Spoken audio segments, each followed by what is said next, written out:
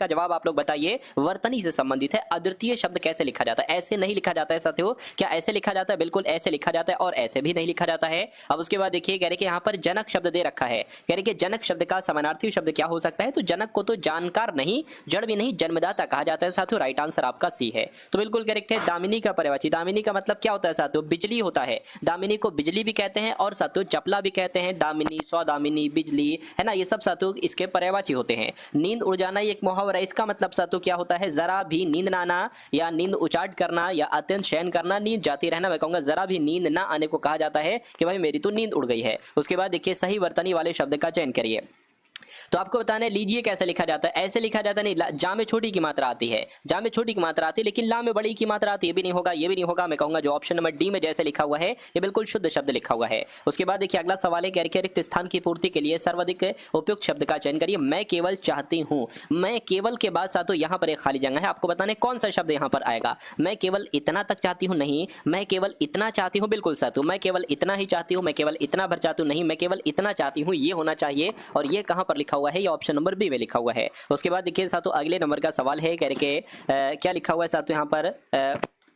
जब देखिए 4 विकल्प में से उस विकल्प का चयन करें जो दिएगा मुहावरे के सही अर्थ को व्यक्त करता है। का काजल, ये क्या बात हुई? का काजल एक मुहावरा आपने साथियों सुना होगा, आंख का काजल। कहीं यहाँ पर आंख तो नहीं लिखा हुआ है साथियों कि आंख का काजल। इस मुहावरे का मतलब क्या होता है? तो सुंदर होता है, नहीं। अत्यंत प्रिय होता है, बिल्कुल साथियों। आंख का काजल, ये तो मेरे आंख का काजल है, यानी कि ये तो मुझे बहुत प्रिय है। आंसर आपका भी होगा। उसके बाद देखिए, अगला सवाल है आपकी स्क्रीन पर, कहा जा रहा है आपसे, दिए गए विकल्पों, हाथी का काजल, दिए गए विकल्पों में से साथियों, ये यहां से शुरू है, ठीक है। दिए गए विकल्पों में से निम्नलिखित शब्द का विलोम बताइए, यानी कि उल्लास का विलोम आपको बताना है। तो उल्लास का विलोम साथियों क्या होता है? विषाद होता है। विषाद आपका जवाब हो जाएगा। चलिए अगला सवाल देखिए आपकी स्क्रीन पर, जो कहा ना जा सके उसके लिए एक शब्द क्या होगा? तो जो कहा ना जा सके उसको साथियों अकथनीय कहा जाता है। क्या? उसको अकथनीय कहा जाता है, जो कहा ना जा सके। और जो कहा जा सकता है उसको कथनीय कह सकते हैं। उसके बाद देखिए अगला सवाल, इंद्रियों से परे, इसके लिए एक शब्द क्या होता है? तो उसको तो साथियों अतीन्द्रिय कहा जाता है। क्या? देखिए अतीन्द्रिय की अगर बात करें, इंद्रियों से परे को अतीन्द्रिय कहा जाता है, ये बात आप लोग ध्यान रखेंगे। और इंद्र पर विजय पाने वाले को इंद्रजीत कहा जाएगा। इंद्रियों से संबंध रखने वाले के लिए ऐन्द्रिक शब्द होता है। तो दोनों आप लोग याद रखेंगे। अगला देखिए, आहत का विलोम आपको साथियों बताना है क्या होता है। देखिए छत की अगर बात करते हैं साथियों तो अक्षत हो जाएगा इसका विलोम, और आहत के विलोम की अगर बात करते हैं साथियों तो अनाहत हो जाएगा। अनाहत जिनका आंसर है, तो बिल्कुल करेक्ट है। अब वर्तनी सही बताइए, यानी कि सही वर्तनी वाला कौन सा शब्द है? विनती कैसे लिखा जाता है? ये तो विनती लिखा हुआ, गलत है। विनती जैसे ऑप्शन नंबर बी में लिखा हुआ ऐसे लिखा जाता है। उसके बाद देखिए, किए हुए को मानने वाला, देखिए एक होता है किए हुए को मानने वाला, एक होता है एहसान, मतलब किए हुए को ना मानने वाला। तो जो किए हुए को मानता है, एहसान मानता है, उसको कृतज्ञ कहा जाता है, और जो नहीं मानता उसको कृतज्ञ कहा जाता है। दोनों बातें आप लोग याद रखेंगे। उसके बाद देखिए, होश उड़ना एक मुहावरा है। इस मुहावरे का मतलब आपको बताने क्या होता है? तो होश, मेरे तो होश उड़ गए, मैं अयोग्य होना नहीं, सफल होना नहीं, सपने देखना नहीं, मैं तो डर गया, यानी कि मेरे तो होश उड़ गया। आंसर आपका डी जाएगा। इस मशीन में कुछ है, क्या लिखा हुआ है? यानी कि इस मशीन में, अब यहाँ पर एक खाली जगह होगी, इस मशीन में कुछ झकझक है, ये होगा। इस मशीन में कुछ खटपट है, ये होगा। या गड़बड़ है, गड़बड़ होना चाहिए साथियों। इस मशीन में कुछ गड़बड़ है, ये होना चाहिए। जो पढ़ने में रोचक लगे उसके लिए एक शब्द साथियों क्या होगा? जो पढ़ने में रोचक लगे उसके लिए एक शब्द साथियों क्या होगा? पद, गद्य, दर्शनीय। पठनीय मैं कहूंगा पठनीय आपका जवाब हो जाएगा। पठनीय आपका जवाब है। जो दर्शन करने योग्य हो उसको दर्शनीय कहा जाएगा साथियों, ठीक है ना। चलिए, मुहावरे और उसके अर्थ युग्म का सही युग्म की पहचान आपको करना है। देखिए सही वाले को आपको चुनना है। अंबर के तारे गिनना, अंबर के तारे गिनने का मतलब क्या? अच्छी नींद आना होता है? नहीं, अच्छी नींद ना आने को कहते हैं साथियों अंबर के तारे गिनना। अंगूठा दिखाना मतलब क्या होता है साथियों? मुसीबत मोल लेना, नहीं। इनकार करना, साफ इनकार कर दिया उसने तो मुझे अंगूठा दिखा दिया, ये भी गलत है। अंगारे सिर पर धरना, क्या शांति से रहना इसका मतलब? तो नहीं साथियों, कोई मुसीबत मोल लेना, अंगारे सिर पर धरना, ये भी गलत है। आंखों में धूल झोंकना, धोखा देना, बिल्कुल साथियों धोखा देना होता है आंखों में धूल झोंकना। उसके बाद देखिए अगला सवाल है, कह विलोम बताइए आग्रह का। तो आग्रह का विलोम तो बहुत सिंपल है, कई बार बता चुका हूं। उपग्रह नहीं होगा साथियों, दुराग्रह कह सकते हैं। आग्रह का विलोम साथियों दुराग्रह हो जाएगा, ये आपको साथियों मालूम होना चाहिए। अच्छा, यहां पर विग्रह लिखा हुआ है। विग्रह पता साथियों किसका विलोम है? ये संधि का विलोम है, संधि विग्रह कहते नहीं है। और अनुग्रह की अगर बात करें तो ये विग्रह का विलोम है, ये भी आप लोग साथियों याद रखेंगे। अब सही वर्तनी वाला शब्द बताना है आपको कि इनमें से कौन सा प्रतिनिधि शब्द कौन सा सही है। ये तो निधि लिखा हुआ है, निधि ये लिखा हुआ है, प्रतिनिधि ऑप्शन नंबर सी वाला सही है, और यही आपका जवाब है। उसके बाद देखिए अगला सवाल आपकी स्क्रीन पर है, कह रहे हैं कि रिक्त स्थान की पूर्ति के लिए सबसे उपयुक्त शब्द का चयन करिए। आपसे यहाँ पर पूछा जा रहा है, बच्चा, माँ बाप की आंखों का सूरज होता है, सितारा होता है, तारा होता है, चांद होता है। मैं कहूंगा साथियों तारा होता है, तारा आपका जवाब है। उसके बाद देखिए, अच्छा यहाँ पर अगर बात करते हैं साथियों रेखांकित शब्द का विलोम आपसे पूछा जा रहा है। अमावस्या को अंधेरा छा जाता है ना। तो अमावस्या का विलोम आपसे यहाँ पर पूछा जा रहा है। तो अमावस्या का सातों विलोम क्या होता है, मैं कहूंगा पूर्णिमा होता है। अमावस्या का विलोम आंसर आपका डी होगा। उस दिए गए वाक्य के किस भाग में त्रुटि है, उनके शासन काल में दंगे हुए। तो शासन काल में मुझे दिक्कत लग रही है साथियों, शासन काल ऐसे थोड़ी ना लिखा जाता है साथियों। शासन काल की अगर हम बात करें तो शासन काल ऐसे लिखा जाता है, ये हो गया शासन, ये हो गया काल। तो दिक्कत कहां पर, यहां पर ये नहीं आएगा, ये वाला नहीं आएगा, आएगा साथियों। दिए गए वाक्यांश के लिए एक शब्द दीजिए, जिसे बुलाया गया हो उसके लिए एक शब्द आपको बताना है। जिसे बुलाया गया हो उसको आहूत कहा जाता है। आहूत आपका साथियों यहाँ पर जवाब हो जाएगा। जिसे बुलाया गया है उसको आहूत कहते हो, जिसे ना बुलाया गया हो उसको अनाहूत कहा जाता है ना। और जिसका कोई निश्चित घर ना हो उसको क्या कहा जाता है, उस ये बहुत आपसे पूछा जाता है, जिसका कोई निश्चित घर ना हो उसको अनिकेत कहा जाता है। अगला सवाल आपकी स्क्रीन पर है, करके दिए गए वाक्य का वो भाग याद करिए, है ना, जिसमें कोई त्रुटि है। यदि कोई त्रुटि नहीं है तो कोई त्रुटि नहीं है वाला ऑप्शन चुनिए। चुने वृक्षों पर कोयल कूक रही है, क्या लिखा हुआ है साथ, वृक्षों पर। देखिए वृक्ष पर कोयल कूक रही, ये होना चाहिए, है ना, वृक्ष पर कोयल, तो यहां पर दिक्कत आपकी हो जाएगी। वृक्षों पर कोयल कूक रही, वृक्ष पर कोयल कूक रही, ये होना चाहिए था साथियों। अगला सवाल देखिए, कहने के तुम मुझे अपना छोटा सा भाई समझो, इसमें दिक्कत आपको बताना है साथियों, कहां पर है मुझे बताइए। छोटा सा भाई ये जो होगा ये साथियों रेखांकित अंश है, इसकी जगह पर क्या आएगा, छोटा भाई आएगा। सा की कोई जरूरत नहीं है, तो मुझे अपना छोटा भाई समझो ये होना चाहिए था। सही वर्तनी वाले शब्द का साथियों आपको यहाँ पर चयन करना है, यानी कि पारलौकिक कैसे लिखा जाता है बताइए। तो पारलौकिक मैं कहूंगा जैसे ऑप्शन नंबर ए में लिखा हुआ है ऐसे लिखा जाता है साथियों पारलौकिक। मुझसे अब चल नहीं सकता, क्या मुझसे अब चल नहीं सकता, ये थोड़ी ना होता है साथियों।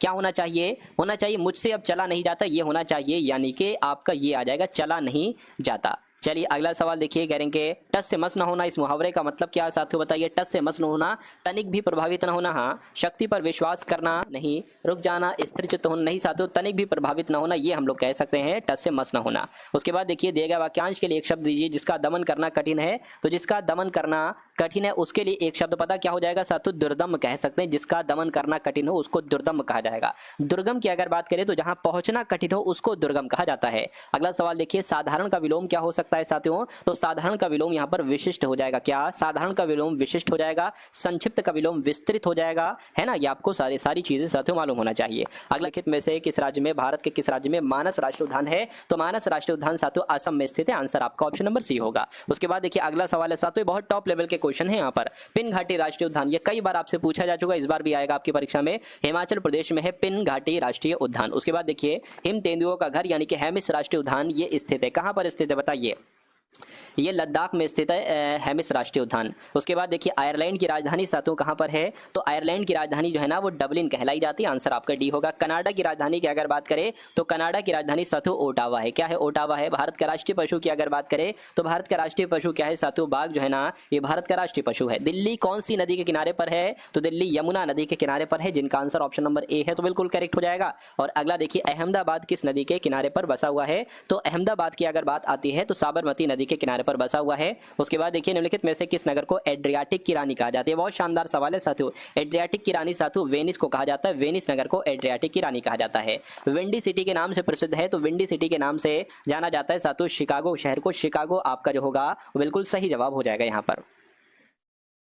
उसके बाद देखिए अगला सवाल है, कह रहे गंगा सागर मेला ये किस राज्य में साथियों आयोजित किया जाता है। आपको मालूम होना चाहिए ये पश्चिम बंगाल में साथियों आयोजित किया जाता है गंगा सागर मेला। नेक्स्ट नंबर का सवाल है, कह रहे राजस्थान का पंजाब कहलाने वाली जगह राजस्थान के किस जिले में, यानी कि राजस्थान के किस जिले में है साथियों। तो जालौर को कहा जाता है, जालौर को क्या कहा जाता है, राजस्थान का पंजाब कहा जाता है। ये परीक्षा में एग्जामिनर साथियों सवाल पूछेगा। हड़प्पा सभ्यता के किस नगर को सिंध का बाग कहा जाता है। ये साथियों मोस्ट इंपॉर्टेंट क्वेश्चन है, आप लोग इसको याद रखेंगे। सिंध का बाग किसे कहा जाता है, अगर आपसे साथियों पूछा जाए तो आप लोग को यहाँ पर मालूम होना चाहिए मोहनजोदड़ो को कहा जाता है साथियों सिंध का बाग। अगला देखिए कालीबंगा का अर्थ क्या होता है। तो काले रंग की चूड़ियां होता है, मैं कहूंगा बिल्कुल सही जवाब, काले रंग की चूड़ियां होता है कालीबंगा का अर्थ। कहने के हड़प्पा या सिंधु घाटी सभ्यता में पवित्र पशु कौन थे। तो जो कोबड़ वाला बैल होता था जिसको श्रृंगयुक्त पशु कहते थे साथियों, ये हड़प्पा या सिंधु घाटी सभ्यता में पवित्र पशु कहलाया जाता था। गौतम बुद्ध ने सर्वाधिक उपदेश कहां दिए थे। तो गौतम बुद्ध ने सर्वाधिक उपदेश साथियों पूछे जा रहे हैं कहां पर दिए थे, मैं कहूंगा श्रावस्ती में दिए थे, श्रावस्ती आपका जवाब है। अगला देखिए कहने के कहां पर शुरू की गई एक नई राजस्व प्रणाली को रैयतवाड़ी बंदोबस्त के रूप में जाना जाता है। तो कहां पर साथियों शुरू की गई थी, ये आपसे यहां पर कुल मिला के पूछा जा रहा है, बताइए। तो बॉम्बे डेक्कन में कहूंगा बिल्कुल बॉम्बे डेक्कन में शुरू की गई नई राजस्व प्रणाली को रैयतवाड़ी बंदोबस्त के रूप में जाना जाता है। उसके बाद देखिए 1853 में है ना कहां से कहां तक यातायात के लिए पहला रेल मार्ग खोला गया था। तो कहां से कहां तक साथियों, बंबई से ठाणे तक, मैं कहूंगा बिल्कुल सही जवाब बंबई से ठाणे। उसके बाद देखिए अगला सवाल करके काकोरी ट्रेन डकैती एक्शन में किन क्रांतिकारियों को फांसी की सजा दी गई थी। रामप्रसाद प्रसाद बिस्मिल और अशफाक उल्लाह खां को या वीर सावरकर को, वासुदेव चापेकर को, मैं कहूँगा राम प्रसाद बिस्मिल और अशफाक उल्लाह खां को काकोरी ट्रेन डकैती एक्शन में क्रांतिकारी थे, इनको फांसी की सजा दी गई थी। कह रहे निम्नलिखित में से कौन काकोरी षड्यंत्र केस से संबंधित नहीं है? तो किनकी बात चले? देखिए राम प्रसाद बिस्मिल हैं, अशफाक उल्लाह खां हैं, अभी मैंने आपको बताया राजेंद्र लाहिड़ी भी है, लेकिन सूरसेन नहीं है। अब नहीं है तो यही आपके जवाब है। भारतीय मानक समय ग्रीनविच माध्य समय से आगे है, तो कितने घंटा आगे है साथियों? 5.5 घंटा आगे है, यानी कि 5 घंटे 30 मिनट आगे है। उसके बाद देखिए भारत का वो कौन सा स्थान है ना, भारत का वो कौन सा स्थान है जहां बंगाल की खाड़ी और अरब सागर और हिंद महासागर मिलते हैं? तो ये मोस्ट इंपॉर्टेंट क्वेश्चन है साथियों, आपसे यहाँ पर पूछा जा रहा है। वो स्थान कन्याकुमारी है जहां पर बंगाल की खाड़ी, अरब सागर और हिंद महासागर मिलते हैं। उसके बाद देखिए क्षेत्रफल की दृष्टि से भारत का सबसे बड़ा राज्य कौन सा है, मुझे बताइए। तो क्षेत्रफल की अगर बात करते हैं साथियों, सबसे बड़ा राज्य कौन सा है? मैं कहूंगा राजस्थान है, और राजस्थान जिनका जवाब है तो बिल्कुल सही हो जाएगा। अगला सवाल है कह रहे भारत का कौन सा राज्य अधिकतम राज्य सीमाओं को छूता है? तो मैं कहूंगा साथियों उत्तर प्रदेश आपका जवाब हो जाएगा। उत्तर प्रदेश जो है ना, ये सबसे ज्यादा राज्यों की सीमाओं को छूता है, आंसर आपका डी होगा। उसके बाद देखिए भारतीय संघ की कार्यपालिका तथा भारतीय गणतंत्र प्रमुख कौन होता है? तो साथियों कौन होता है ये आपको मालूम होना चाहिए। राष्ट्रपति होते हैं, बिल्कुल सही जवाब, भारत के राष्ट्रपति होते हैं। राष्ट्रपति आपके सवाल का बिल्कुल सही जवाब है। उसके बाद देखिए कह रहे भारतीय सशस्त्र सेनाओं का सर्वोच्च कमांडर कौन होता है? तो कौन होते हैं साथियों? अगर आपका जवाब राष्ट्रपति है तो मैं कहूंगा आपका जवाब बिल्कुल सही है। उसके बाद देखिए लोकसभा के अध्यक्ष को हटाया जा सकता है, तो लोकसभा के कुल सदस्यों के बहुमत द्वारा पारित प्रस्ताव से, सदन के 2/3 बहुमत से, राष्ट्रपति के आदेश से, संसद के सामान्य बहुमत से, मैं कहूंगा लोकसभा के कुल सदस्यों के बहुमत द्वारा पारित प्रस्ताव से लोकसभा के अध्यक्ष को हटाया जा सकता है। भारतीय प्रतिभूति और विनिमय बोर्ड किस शहर में स्थित है, बताइए। तो आपको मालूम होना चाहिए साथियों ये मुंबई में स्थित है, मुंबई आपका यहाँ पर जवाब हो जाएगा। अगला देखिए भारतीय ग्रामीण स्वास्थ्य मिशन कब शुरू हुआ था? तो ये साथियों कब शुरू हुआ था? मैं कहूँगा 2005 में शुरू हुआ था, अप्रैल 2005 में ही शुरू हुआ था। प्रधानमंत्री आवास योजना का लक्ष्य हर व्यक्ति को कब तक आवास प्रदान करना है? मैं कहूँगा 2022 वैसे था ये, तो 2022 आपका जवाब हो जाएगा। कोशिका का शक्ति ग्रह यानी कि पावर हाउस किसे कहा जाता है? तो किसे कहा जाता है साथियों, है ना, आपसे पूछा जा रहा है। माइटोकॉन्ड्रिया को कहा जाता है या सूत्रकणिका भी साथियों इसको हम लोग कह सकते हैं। पर आपको बताना है कौन सा नंबर। देखिए सबसे पहले 15 है, उसके बाद 45 है, उसके बाद 75 है, उसके बाद 105 है, और अगला नंबर क्या होगा? देखिए आपके एग्जाम में 40 सवाल आएंगे रीजनिंग के, और अगर आप 40 में से 40 सवाल बिल्कुल सही करना चाहते हैं, क्योंकि यूपीएससी में 2 सब्जेक्ट हैं, हिंदी और रीजनिंग, इसमें आप पूरा स्कोर बहुत आराम से कर सकते हैं। अगर आप ऐसा करना चाहते हैं तो मैं कहूंगा कि इस क्लास के हर एक सवाल को बहुत अच्छे तरीके से आप लोग देखिएगा, ठीक है ना, क्योंकि क्वेश्चन आपके यहीं से पूछे जाएंगे, ऐसे ही क्वेश्चन होंगे। देखिए कह रहे कि 15 से 45 कैसे हुआ? मेरा मानना है कि इसमें 30 बढ़ा दो तो कितना हो जाएगा? ये 45 हो जाएगा।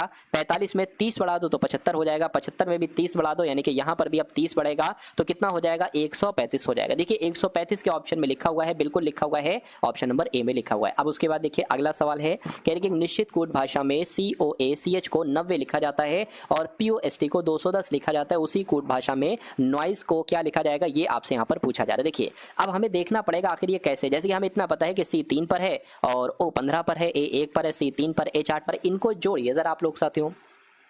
देखिए 15 3 18 19 19 और 22 22, ये पूरा 30 हो गया, लेकिन ये क्या है? इसका 3 गुना है, ठीक है। ये P की अगर बात करते हैं तो 16 पर, O 15 पर, S 19 पर और T साथियों 20 पर हो जाएगा। देखिए कितना हो जाएगा? ये 16 और 19 कितना हो गया साथियों?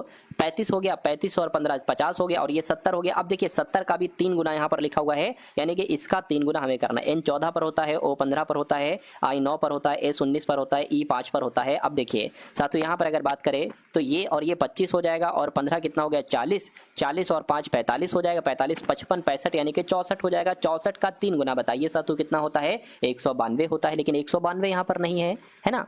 देखिए कुछ मुझसे मिस्टेक तो नहीं हो गई है।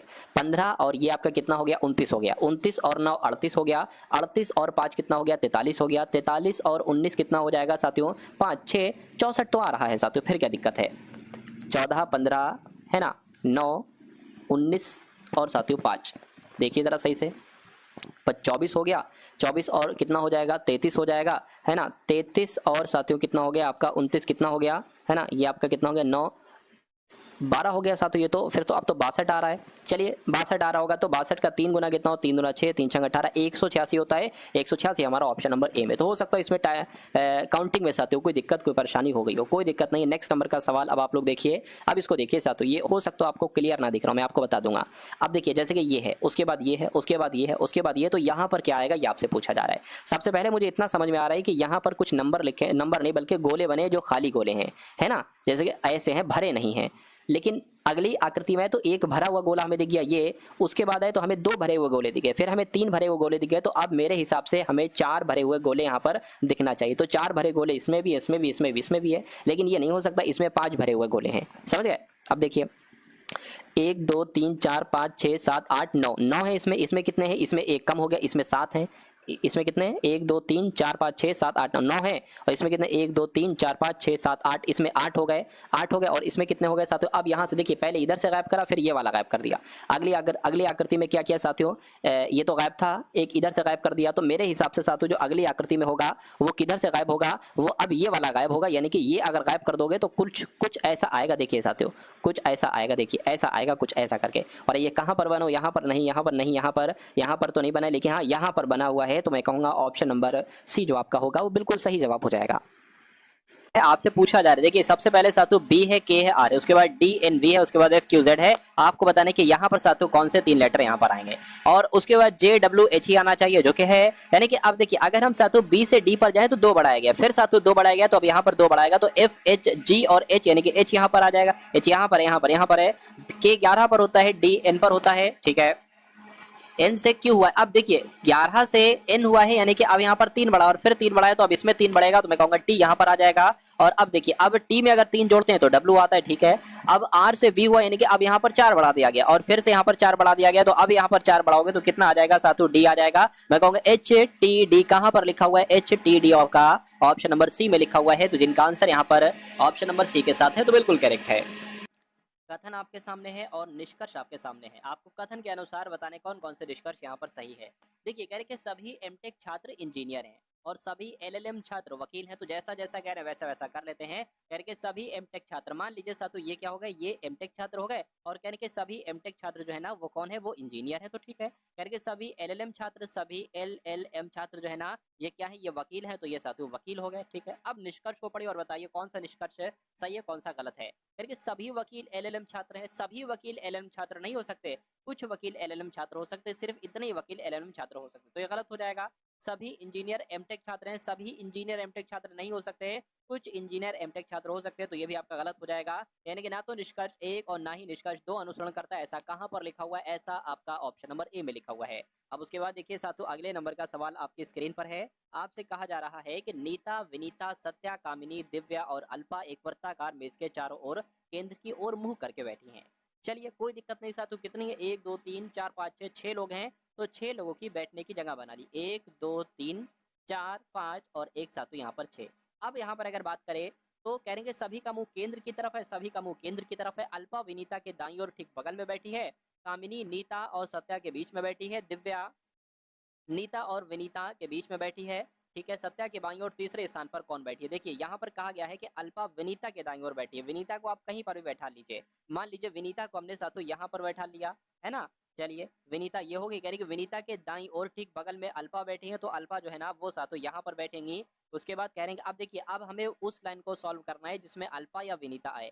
यहाँ पर अल्पा या विनीता नहीं है, अल्पा विनीता यहाँ पर भी नहीं, यहाँ पर है साथियों। कहने के नीता और विनीता के बीच में, यानी कि नीता और विनीता, तो नीता यहाँ पर आएंगी, तो नीता और विनीता के बीच में कौन है साथियों? दिव्या है, तो दिव्या आपकी यहाँ पर आ गई। उसके बाद अब देखिए क्या कह रहे हैं, अब एक बार फिर से पढ़िए सवाल को। अल्पा विनीता के दाएं और ठीक बगल में, ठीक है। कामिनी नीता और सत्या के बीच में है, देखिए नीता और सत्या, सत्या यहाँ पर आएंगी, तो नीता और सत्या के बीच में कौन है साथियों? कामिनी है, यानी कि कामिनी यहाँ पर आ जाएंगी। सत्या के बाईं ओर तीसरे स्थान पर कौन है? सत्या कहाँ पर है? सत्या यहाँ पर है। सत्या के बाईं ओर तीसरे स्थान पर 1 2 3 तीसरे स्थान पर दिव्या है, तो दिव्या आपके इस क्वेश्चन का जो होगा वो बिल्कुल सही और सटीक जवाब हो जाएगा। उसके बाद देखिए अगला सवाल है, करके उस वेन आरेख का चयन कीजिए जो निम्नलिखित वर्गों के बीच के संबंध को सर्वोत्तम ढंग से निरूपित करता है। स्तनधारी, जेब्रा और साथियों पशु। अब इसके लिए साथियों कौन सा आपके लिए सही हो सकता है, ये कुल मिला के यहाँ पर आपसे पूछा जा रहा है। तो पशु की अगर बात करते हैं, मान लेते हैं साथों ये क्या हो गया? ये पशु हो गए, और पशु के अंदर साथों क्या आते हैं? स्तनधारी आते हैं, और जेब्रा जो है ना ये स्तनधारी है, तो मैं कहूंगा ऐसा आरेख कहाँ पर बना हुआ है? ऐसा आरेख तो ऑप्शन नंबर ए में बना हुआ है, तो जिनका आंसर यहाँ पर ऑप्शन नंबर ए है, तो बिल्कुल करेक्ट है। अगला क्वेश्चन आपकी स्क्रीन पर है, नंबर सीरीज वाला सवाल है। यानी कि 14 है, उसके बाद साथों 33 है, उसके बाद 71 है, उसके बाद 147 है, उसके बाद 299 है। अब अगला नंबर यहाँ पर क्या हो सकता है, ये साथों आपसे यहाँ पर पूछा जा रहा है। देखिए 14 से 33 हुआ है, कितने से? 14 से 33 हुआ है। काम करिए 14 की गुणा 2 से करिए, 14 दूना 28, और इसमें साथियों आप 5 जोड़ दे दीजिए, 33 हो जाएगा। उसी प्रकार 33 की गुणा अगर 2 से करेंगे तो साथियों 66 आएगा। 66 में अगर 5 जोड़ देंगे तो सातों 71 आ जाएगी। देखिए 71 यहाँ पर है। अब उसी प्रकार इसकी भी गुणा 2 से करिए और देखिए कितना हो जाएगा 2 और 142 हो जाएगा और इसमें 5 जोड़ देंगे 147 आ जाएगा। यानी कि हमें लग रहा है इसकी भी हमें गुणा 2 से करानी पड़ेगी और फिर उसमें 5 जोड़ना पड़ेगा। देखिए गुणा 2 से कराइए, 9 दूना 18 या 2 नीम 18, 2 नीम 18 एक 19 हो जाएगा, 2 4 और एक 5 हो जाएगा। इसमें 5 अगर आप जोड़ते हैं तो ये 500 603 आ जाएगा। और 603 कहाँ पर है? 603 तो साथियों आपका ऑप्शन नंबर ए वाले में है। तो जिनका आंसर ऑप्शन नंबर ए के साथ है तो बिल्कुल करेक्ट हो जाएगा भाई। बहुत बढ़िया, वेरी गुड क्लास। अब उसके बाद देखिए अगला सवाल आपकी स्क्रीन पर है। आपसे कहा जा रहा है कि एक ही पासे की 3 अलग अलग स्थितियां दिखाई गई हैं, वो संख्या चुनिए जो संख्या 4 वाले पृष्ठ के विपरीत है। देखिए 4 वाले पृष्ठ के विपरीत आपसे यहाँ पर पूछी जा रही, तो बहुत ध्यान से साथियों आप लोग चलेगा। अब देखिए यहाँ पर अगर साथियों हम लोग बात करें 1 2 3 है ना, यहाँ पर क्या है 2 5 6 है, 2 5 1 है। अब अगर बात करते हैं साथियों यहाँ पर, अब यहाँ पर आपको एक चीज नजर आ रही है, जैसे एक यहाँ पर है, एक और दो यहाँ पर है और एक और दो यहाँ पर है। तो कहने का मतलब है बच्चा क्या 3 और इधर 5, यानी कि 3 का विपरीत 5 होगा। तो लिख लीजिए, अगर 3 का विपरीत पूछा जाता तो 5 बताते, अगर 5 का विपरीत पूछा जाता तो 3 बताते। अब देखिए अब इसको हम हटा देते हैं, है ना, अब इसको हम साथियों हटा देते हैं। अब यहाँ पर अगर बात करें साथियों, जैसे कि 2 और 5 यहाँ पर है और 2 और 5 यहाँ पर है ना, क्या साथियों, एक सेकंड, 2 और 5 यहाँ पर है, तो मैं कह सकता हूँ साथियों क्या कि 1 का विपरीत क्या हो जाएगा, 6 हो जाएगा। 1 का विपरीत 6 और 6 का विपरीत 1। अब बचा क्या साथियों, 1 2 बचा ना साथ, और क्या बचा, 4 बचा, यानी कि 2 का विपरीत 4 हो जाएगा। ये 4 का विपरीत पूछे तो 2 बता देना, तो यहाँ पर 4 का विपरीत पूछा गया है जो कि 2 आपका जवाब हो जाएगा। तो उसके बाद देखिए यहाँ पर बहुत शानदार सवाल है, कह रहे कि सी बी का भाई है और डी ई के दादा या नाना है, बी डी की बहू है और ए ई के पिता है, सी का ई से क्या संबंध, यानी कि ई क्या कहेगा साथियों सी को। तो कुल मिला के शुरुआत जो हम करते हैं साथियों ऐसे करना चाहिए। पहली लाइन में लिखा हुआ है कि बी का भाई सी है, तो मान लेते हैं साथियों बी का भाई कौन हो जाएगा, बी का भाई साथियों सी हो जाएगा। बी का भाई सी है, यानी कि सी पुरुष है, ये महिला भी हो सकती है, स्त्री भी हो सकती है। उसके बाद कह रहे हैं कि डी ई के दादा, इसको छोड़ दीजिए, बी डी की बहू। अब देखिए डी हमें पता है, यहाँ पर लिखिए डी यहाँ पर और सॉरी बी यहाँ पर और बी यहाँ पर है।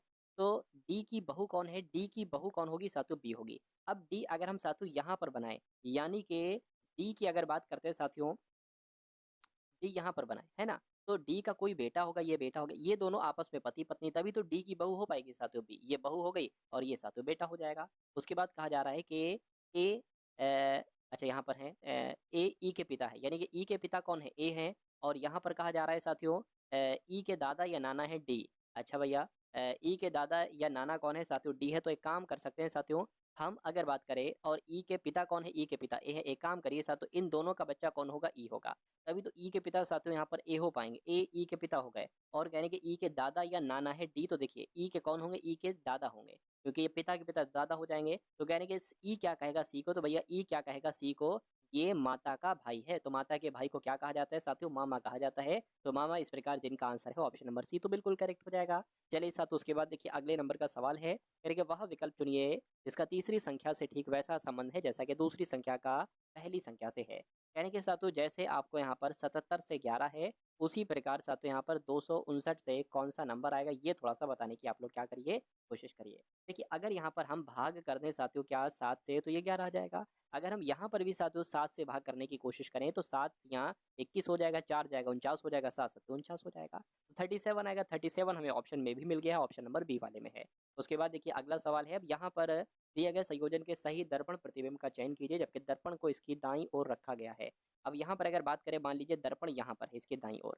अब आपको ये जो पूरे वर्ड्स हैं ये दर्पण में कैसे दिखाई देंगे, कैसे, सबसे अंत वाला जो होता है वो सबसे पहले आता है यहाँ पर, लेकिन जैसे है वैसे इसका उल्टा आएगा, ऐसे करके डब्ल्यू जैसा है वैसे ही आएगा, पी का मुंह दाईं तरफ है बाईं तरफ हो जाएगा इसका, है ना, ये 4 ऐसा करके कुछ हो जाएगा, आर कुछ ऐसा हो जाएगा और एफ कुछ ऐसा हो जाएगा। तो मैं कहूँगा ऐसा आपको कहाँ पर दिख रहा है बताइए जरा, ऐसा 5 यहाँ पर, ये तो नहीं, ये उल्टा है, ये 5 है, डब्ल्यू है ना, पी है, 4 उल्टा बना दिया गलत है ना। यहाँ पर अगर बात करें एफ उल्टा बना दिया गलत है, मैं कहूँगा ऐसा ऑप्शन नंबर डी में लिखा हुआ है, तो ऑप्शन नंबर डी आपका जवाब हो जाएगा। नेक्स्ट नंबर का क्वेश्चन आपकी स्क्रीन पर है, कह रहे कि निश्चित कूट भाषा में क्या लिखा हुआ है साथियों, सिंगर को, ये कुछ नहीं लिखा है, आंट एन टी कुछ नहीं, सिंगर को टी के आर ओ यू एक्स के रूप में लिखा जाता है, उसी कूट भाषा में रॉकी को क्या लिखा जाएगा। अब यहाँ पर आपको लॉजिक ढूंढना है, जैसे कि ये एस से यहाँ पर टी हो गया, यानी कि 1 बढ़ाया गया, आई 9 पर होता है, के 11 पर होता है, 2 बढ़ा दिया, पहले 1 बढ़ाया फिर 2 बढ़ाया, एन 14 पर होता है, आर 18 पर होता है, एन 14 पर होता है, आर 18 पर होता है, यानी कि 4 बढ़ा दिया गया साथियों यहाँ पर, ठीक है, जी 7 पर होता है और ओ 15 पर होता है। अब यहाँ पर 8 बढ़ा दिया गया, अच्छा डबल डबल डबल चल रहा है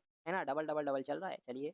और ई 5 पर होता है, यहाँ पर यू आ गया है। अब यहाँ पर साथियों देखिए अगर प्लस करेंगे तो बहुत हो जाएगा, है ना। 16 हो नहीं रहा है, 16 हो रहा है, देखिए जरा क्या, हाँ 16 हो रहा है, ये 21 पर होता है ना। और ये ठीक है, 16 बढ़ा दिया गया, कोई दिक्कत नहीं है।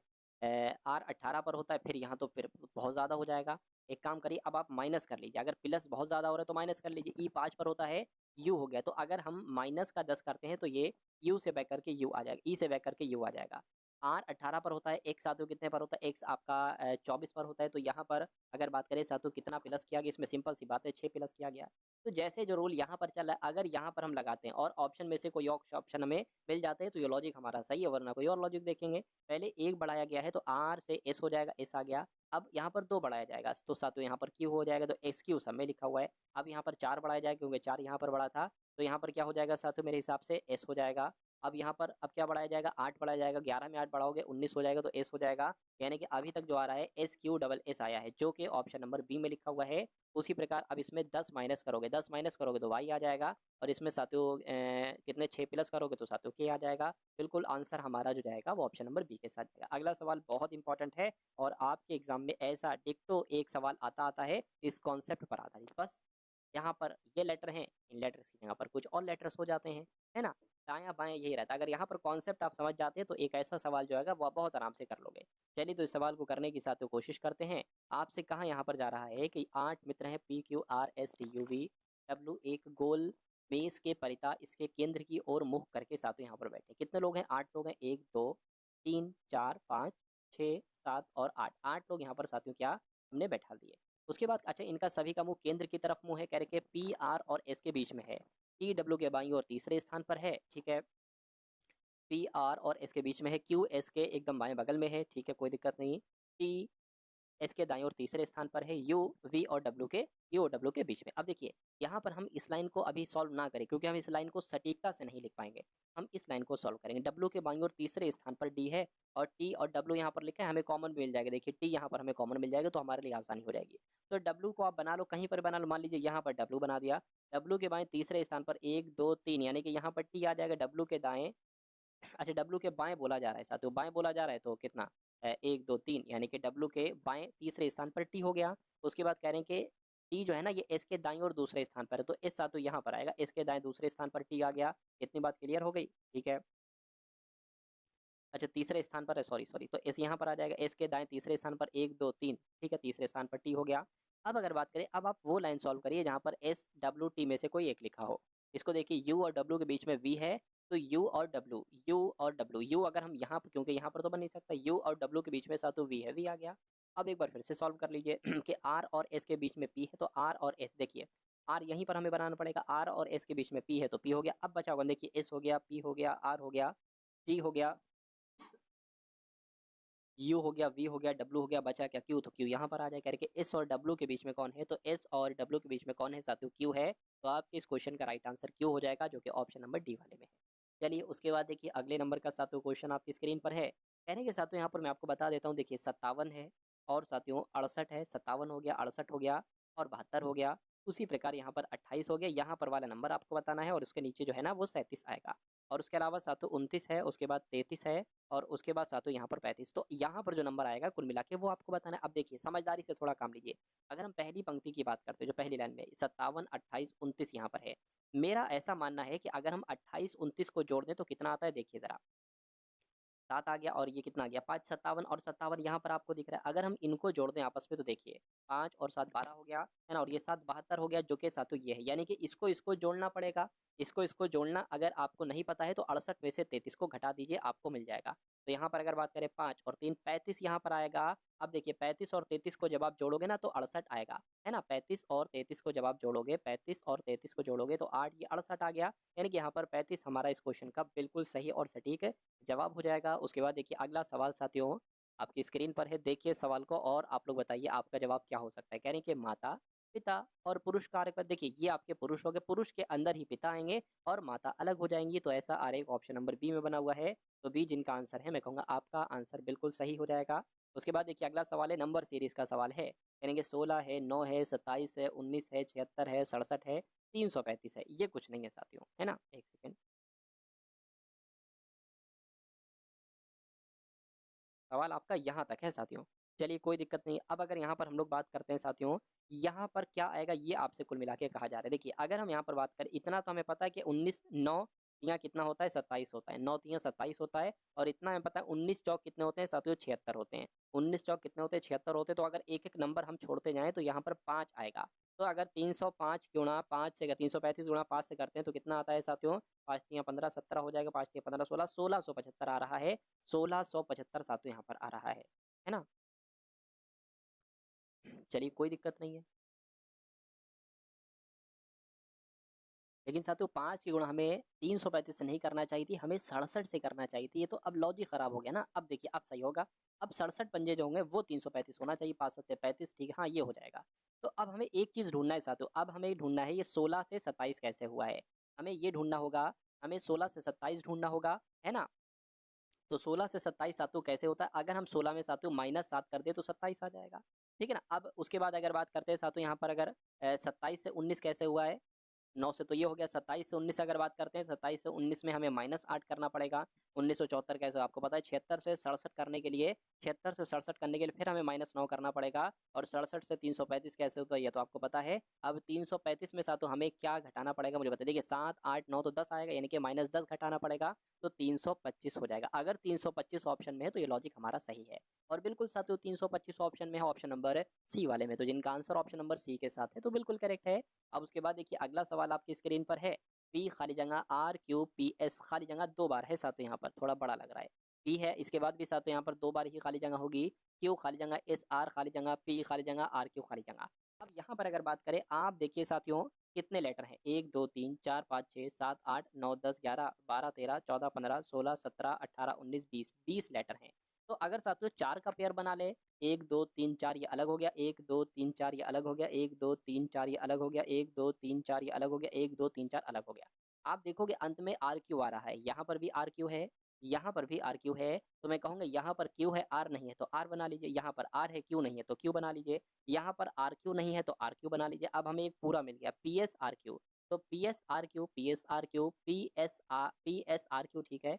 पी एस आर क्यू और पी आ गया, पी एस आर क्यू और पी एस आर क्यू। अब देखिए आपने अपने पेन से क्या क्या लिखा है, आपने एस लिखा है, आपने पी लिखा है, पी नहीं लिखा है, आर है क्यू है, आपने एस लिखा है, आर लिखा है, पी लिखा है, आपने क्यू लिखा है, एस लिखा है। तो ये कौन सा ऑप्शन में लिखा है जरा देख कर बताइए। S R Q S R P Q S, ऐसा ऑप्शन नंबर बी में लिखा हुआ है। तो जिनका आंसर ऑप्शन नंबर बी है तो बिल्कुल करेक्ट है।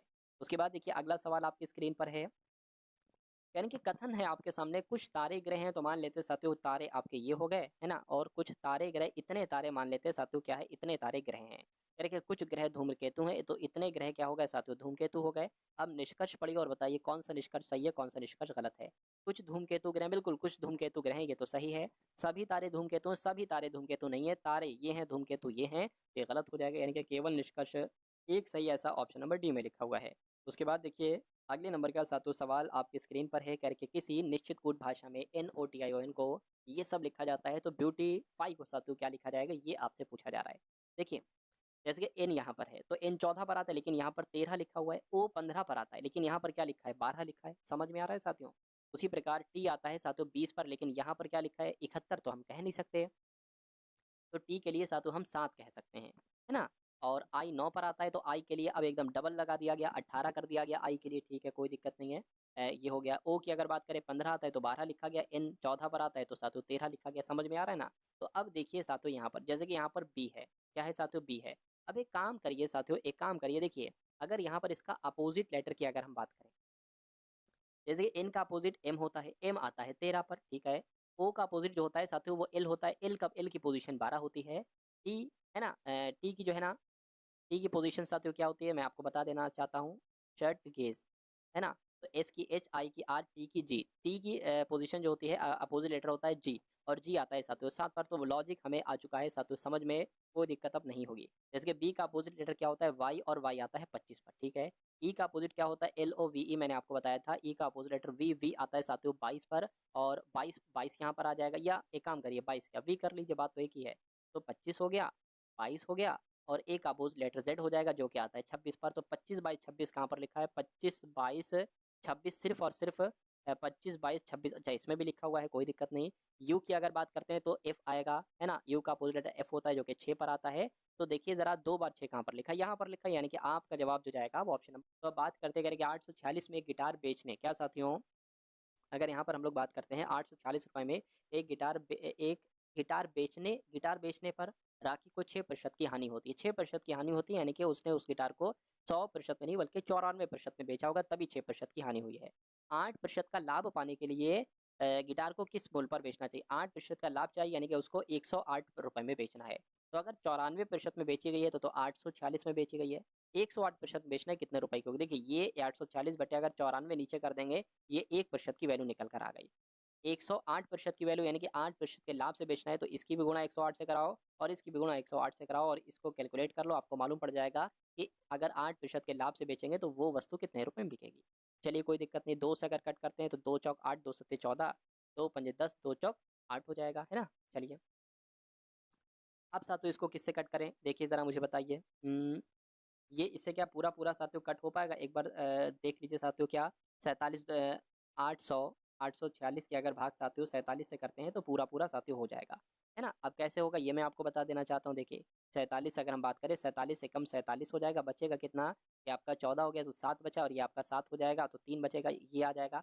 अब 47 की किससे गुणा करें, अगर 47 की 10 से गुणा करते तो 470 हो जाएगा। अगर 47 की 8 से गुणा करते तो कितना होगा, देखिए 7 अट्ठे 56 हो गया, 4 अट्ठे 32 हो गया, 32 और ये आपका 37 हो गया, तो पूरा पूरा आ गया 47 अट्ठे 376 हो गए, यानी कि 47 कम 47 और यहाँ पर 18 आ जाएगा। अब 18 की गुणा आपको 54 से करनी है, तो 18 की गुणा के साथ तो 54 से हम लोग करा लेते हैं। 972 आ रहा है, 972 के ऑप्शन में है, बिल्कुल ऑप्शन में है, ऑप्शन नंबर बी वाले में। तो जिनका आंसर यहाँ पर ऑप्शन नंबर बी के साथ है, तो मैं कहूँगा आंसर आपका बिल्कुल करेक्ट हो जाएगा। तो अगला सवाल है, कह रहे 7%, 12% और 5% की 3 क्रमिक छूट है।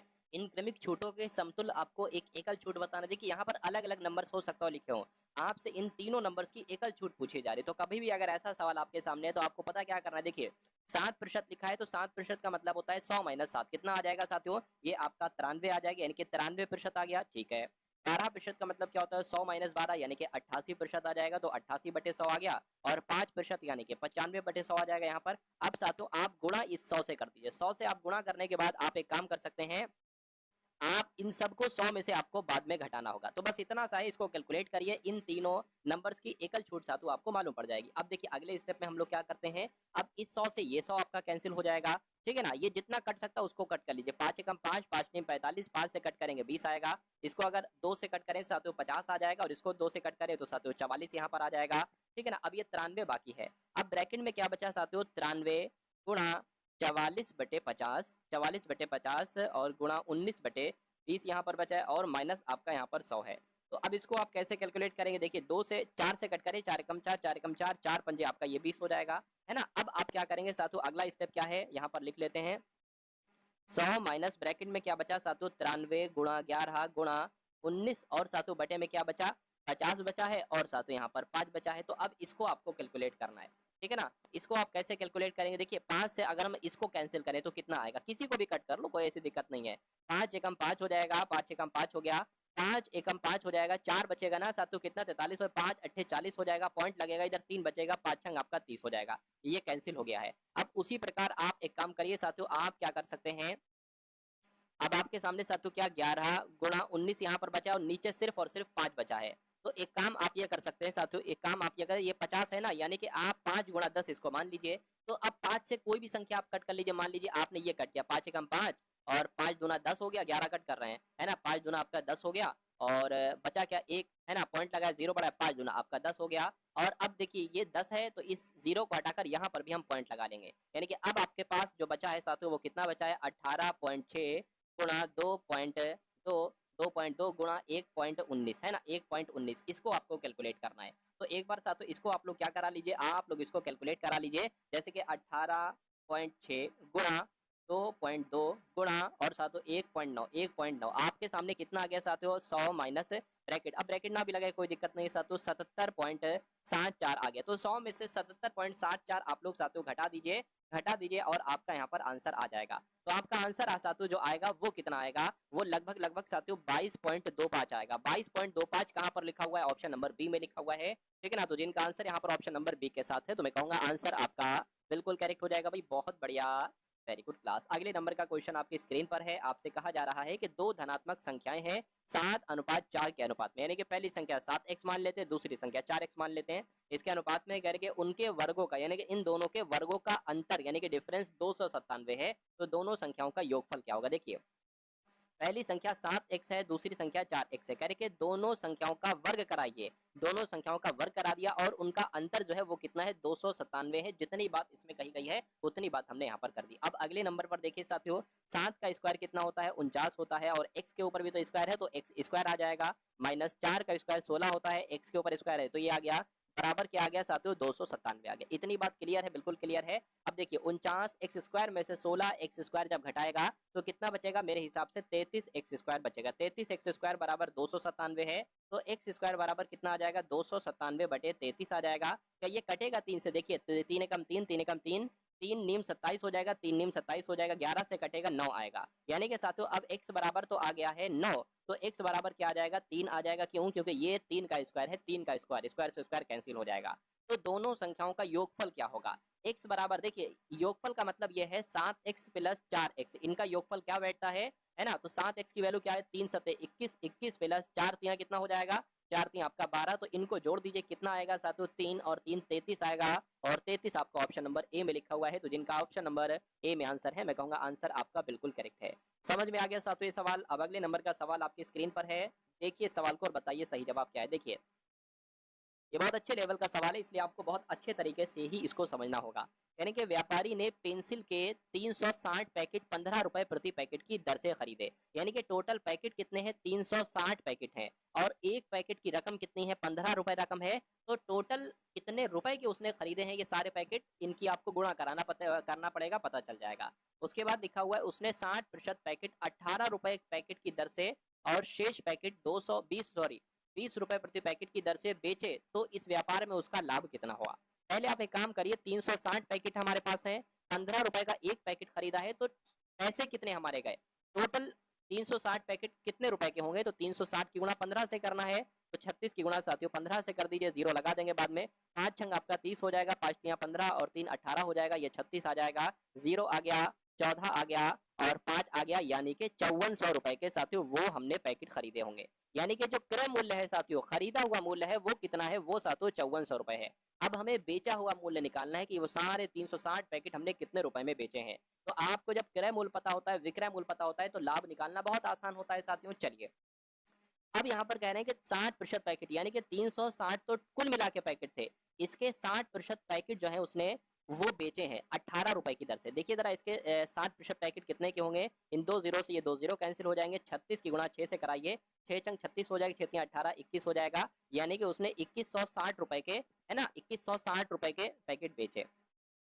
चलिए अच्छा ये जीरो मैंने नहीं लगाना चाहिए, 216 यहाँ पर हो गए, यानी कि कहने का मतलब ये है कि उसने 216 पैकेट 18 रुपए की पैकेट की दर से बेचे, तो 18 रुपए की पैकेट की दर से बेचे, ठीक है, उसने 216 पैकेट जो है ना वो 18 रुपए की दर से बेचे। अच्छा अब 360 पैकेट थे, 216 पैकेट उसने 18 में बेचे हैं, और शेष पैकेट उसने 20 रुपए प्रति पैकेट की दर से बेचे। तो शेष पैकेट कैसे निकालोगे, अरे भाई 360 में से 216 घटा दीजिए, कितना बचेगा, जीरो में से नहीं 10 में से 6 जाएगा तो 4 बचेगा। अब ये 35 हो गया है, 35 का मतलब ये 5 हो गया है, तो 5 में से 1 जाएगा 4 बचेगा, है ना, 3 में से 2 जाएगा 1 बचेगा, यानी कि अब 144 पैकेट बाकी हैं। तो अगर बात करते 144 पैकेट उसने 20 रुपए की दर से जो है ना वो यहाँ पर बेचे हैं।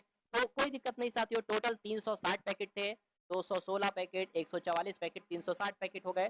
देखिए इनका क्या आता है, 216 की गुणा 18 से करिए, मैं यहाँ करा सकता हूँ लेकिन मैं थोड़ा सा कैलकुलेटर का इस्तेमाल कर ले रहा हूँ। 216 गुणा 18 यहाँ पर 3800 88 हो गए, है ना, और प्लस 144 की अगर बात करें, 0 आ गया, 8 8 और 2 28 हो गए, तो देखिए कितने आएंगे, 8 0 8 आ गए, 8 8 16 आ गए, और 8 8 16 और 1 17 आ गए, और ये आपका यानी कि 6768 रुपए में उसने वो पैकेट बेचे हैं। अच्छा, खरीदे, ये क्या है, ये साथियों विक्रय मूल्य है, ये विक्रय मूल्य है। तो क्रय मूल्य यानी कि कोई चीज आपने 5400 रुपए में खरीदी है और 6768 रुपए में साथियों बेच दी है, तो कितना लाभ मिला है ये आपसे पूछा जा रहा है। ये तो बहुत आसान है साथियों, बहुत आसान है। 6768 में से आप 5400 यहाँ पर घटा दीजिए, आपके सामने क्या बचेगा, आपके सामने 1368 रुपए बचेंगे, यानी कि 1368 रुपए का प्रॉफिट हुआ है। लेकिन इस प्रॉफिट को प्रतिशत में बदलने के लिए कह रहे हैं, तो प्रतिशत में भी साथियों हम यहाँ पर बदलने की कोशिश करते हैं। देखिए 1368 गुणा 100 और 5400 क्रय मूल्य नीचे आएगा, इसको साथियों इससे कैलकुलेट कर लेंगे।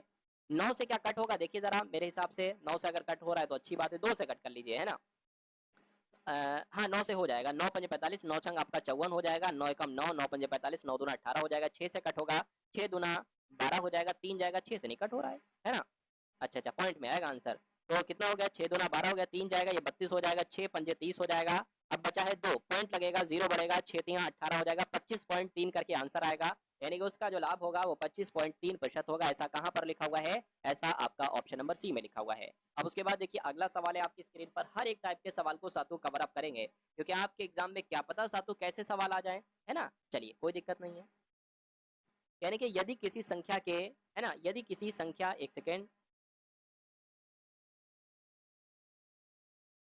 3/4 यहाँ पर साथियों क्या है, मैं लिख देता हूं।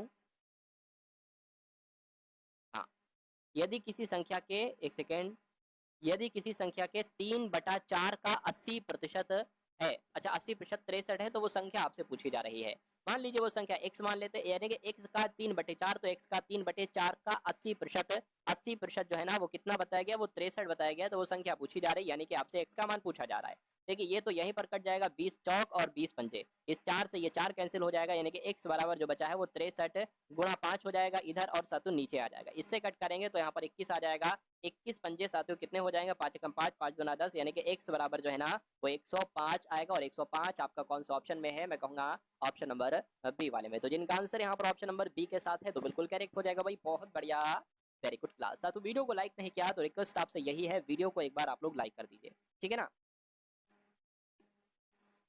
चलिए साथियों नेक्स्ट नंबर का सवाल देख लीजिए, कह रहे कि एक कंपनी में पुरुषों और महिलाओं की संख्या का अनुपात जो है ना वो 5:4 है, यानी कि पुरुष अगर 5 है तो महिलाएं 4 होंगी। यदि पुरुषों और महिलाओं की संख्या में क्रमशः 16% की और 15% की वृद्धि कर दी जाए, यानी कि जो पुरुष 5 है ना इनकी संख्या में 16% बढ़ा दो, और महिलाएं 4 है तो इनकी संख्या में 15% बढ़ा दो, तो फिर आपको बताना है पुरुष और महिलाओं की संख्या का अनुपात बताना है, ठीक है ना। समझ में आ गया साथियों। देखिए अगर मान लीजिए पुरुषों की संख्या 5x है, इसमें 16% बढ़ाना है, यानी कि इसका 116% निकालना है, ठीक है कोई दिक्कत नहीं है। अब महिलाएं इसके जस्ट नीचे ही हम लिख लेते हैं, महिलाओं की संख्या मान लीजिए 4x है और इसमें हमें 15% की वृद्धि करना है, यानी कि इसका हमें 115% निकालना है। इसका अनुपात तो निकालना है तो हम बटे में तो रख सकते हैं। अब यहाँ पर देखिए, अब आपको 100 सेम दिख रहा है, तो इस 100 से 100 कैंसिल हो जाएगा, क्या आपके सामने आ गया, आपके सामने आ गया 5x गुणा 116, आपके सामने आ गया 4x गुणा 115। अब देखिए आ क्या ये कट सकता है, 5 से अगर हम इसको कट करने की कोशिश करते हैं, 5 एकम 5 और इसको कट करें साथियों, 5 दूना 10, 5 तिया 15, 4 से कटेगा क्या, 4 एकम 4 तिया 12, नहीं 4 दूना 8 हो जाएगा, और कितना बचेगा, 3 4 नीम 36 हो जाएगा, यानी कि अब आपके सामने जो बचा और x से x कैंसिल हो जाएगा, 29/23 आया है, इसको हम लोग लिख सकते हैं 29:23। तो पुरुष और महिलाओं का जो अनुपात आया है वो 29:23 आया है, ऐसा कहां पर लिखा हुआ है, ऑप्शन नंबर बी में लिखा हुआ है। तो जिनका आंसर यहाँ पर ऑप्शन नंबर बी के साथ है, मैं कहूंगा आंसर आपका बिल्कुल करेक्ट हो जाएगा भाई, बहुत बढ़िया, वेरी गुड क्लास। अगला क्वेश्चन आपकी स्क्रीन पर है, देखिए इस क्वेश्चन को और बताइए आपका जवाब क्या होगा। यानी कि 7500 रुपए के अंकित मूल्य वाली एक वस्तु पर 2 क्रमागत छूटें दी गई हैं, जिनमें से पहली छूट 10% थी, अंत में, अच्छा दूसरी छूट भी होगी कुछ, यानी कि अंत में 5805 रुपए में बेचा गया, यानी कि जब 7500 रुपए की वस्तु को 2 छूटों में बेचा गया तो वो बाद में 5805 रुपए की बेची गई, तो दूसरी छूट कितनी है। कभी भी अगर ऐसे आपके सामने सवाल है तो 7500 रुपए की एक चीज है, 10% की छूट दी गई तो 90% में इसको बेचा गया, 10% का मतलब है 100 माइनस 90। अब दूसरी छूट मान लीजिए साथियों हम x% मान लेते हैं, है ना, तो क्या हो जाएगी, 100 माइनस x हो जाएगी, बटे 100 आ जाएगा।